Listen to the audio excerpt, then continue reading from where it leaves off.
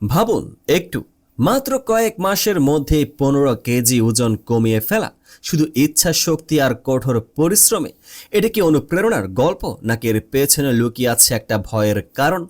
আমি বলছি বিটিএস এর RM এর কথা, যিনি মাত্র কয়েকদিন আগে সোশ্যাল মিডিয়ায় পোস্ট করলেন তিনি 83.8 কেজি থেকে নেমে এসেছেন মাত্র 68.8 কেজিতে।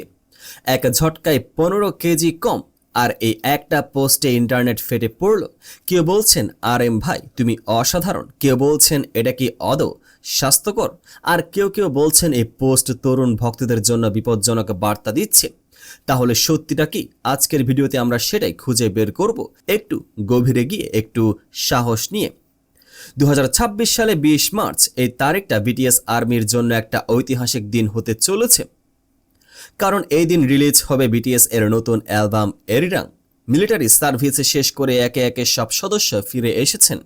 এবার তারা একসাথে মঞ্চে উঠতে চলেছেন, সেটাও আবার একটা বিশাল ওয়ার্ল্ড ট্যুরের আগে।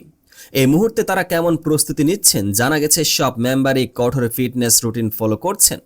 জাংকুক পোস্ট করেছেন রাত 11টায় ট্রেডমিলে দৌড়ানোর ভিডিও। মাত্র 1 ঘন্টারও বেশি সময়ে 6 কিলোমিটারের বেশি দৌড়েছেন, পুড়িয়েছেন 700-এরও বেশি ক্যালোরি। শেয়ার করেছেন তার নিজের ওয়ার্কআউট আপডেট। আর RM, তিনি শুধু ওয়ার্কআউট নয়, সরাসরি নিজের ওজন শেয়ার করলেন মিলিয়নেরও বেশি ফলোয়ারের সামনে। এই স্বচ্ছতা কি প্রশংসনীয়, নাকি এটা একটা মারাত্মক ভুল? RM মিলিটারি সার্ভিস থেকে ফেরার পর তার শরীরে বড় একটা পরিবর্তন এসেছে। মিলিটারিতে থাকার সময় শরীরে মাংসপেশি তৈরি হয়েছিল, ওজন বেড়েছিল, এটা স্বাভাবিক। কিন্তু ফিরে আসার পর তিনি সিদ্ধান্ত নিলেন নতুন অ্যালবাম আর ট্যুরের আগে শরীরকে ফিট করতে হবে, এবং সেই লক্ষ্যে তিনি কঠোর পরিশ্রম করলেন, ডায়েট মানলেন, এক্সারসাইজ করলেন, এবং ফলাফল 83.8 কেজি থেকে 68.8 কেজি, মানে 15 কেজি কম। এই তথ্যটা তিনি ভক্তদের সাথে শেয়ার করলেন, হয়তো নিজের সাফল্য যাপন করতে, হয়তো ভক্তদের কাছে সৎ থাকতে, হয়তো অনুপ্রাণিত করতে। কিন্তু ইন্টারনেট এটাকে যেভাবে নিল সেটা ছিল সম্পূর্ণ আলাদা একটা ঘটনা। পোস্টের কমেন্ট সেকশন দুটো ভাগ হয়ে গেল মানুষ। একটা দল বলল এটা অনুপ্রেরণামূলক, আর একটা দল বলল এটা বিপজ্জনক। কিন্তু কেন, সেটা বুঝতে হলে আমাদের একটু গভীরে যেতে হবে। প্রথম পক্ষ যারা বললেন এটা ঠিকই আছে, তারা বলছেন RM একজন প্রফেশনাল আর্টিস্ট, সামনে বিশাল ট্যুর আসছে, সে অনুযায়ী নিজেকে তৈরি করা তার দায়িত্ব।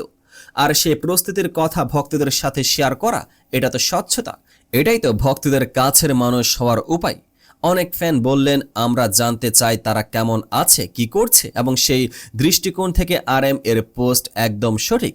দ্বিতীয় পক্ষ যারা বললেন এটা সমস্যাজনক, তারা বলছেন RM এর ফলোয়ারদের একটা বড় অংশ কিশোর কিশোরী।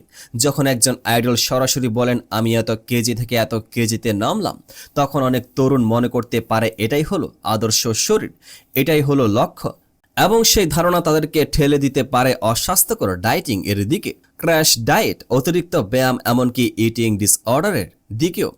আর আরেকটা প্রশ্ন উঠেছে, এই 15 কেজি কমানোর মধ্যে কি শুধুই চর্বি ছিল, নাকি পেশিও হারিয়েছে RM? কারণ মাংসপেশি হারানোর মানে শুধু ওজন কমা নয়, এটি শক্তি কমা, স্বাস্থ্য কমা। এই প্রশ্নগুলো এড়িয়ে যাওয়া যাচ্ছে না। K-pop ইন্ডাস্ট্রি নিয়ে একটা কথা সবাই জানে, এই ইন্ডাস্ট্রিতে বডি স্ট্যান্ডার্ডের চাপ অবিশ্বাস্য রকম বেশি। আর্টিস্টদের উপর চাপ থাকে পারফেক্ট দেখতে হবে, স্লিম থাকতে হবে, সবসময় স্টেজ রেডি থাকতে হবে।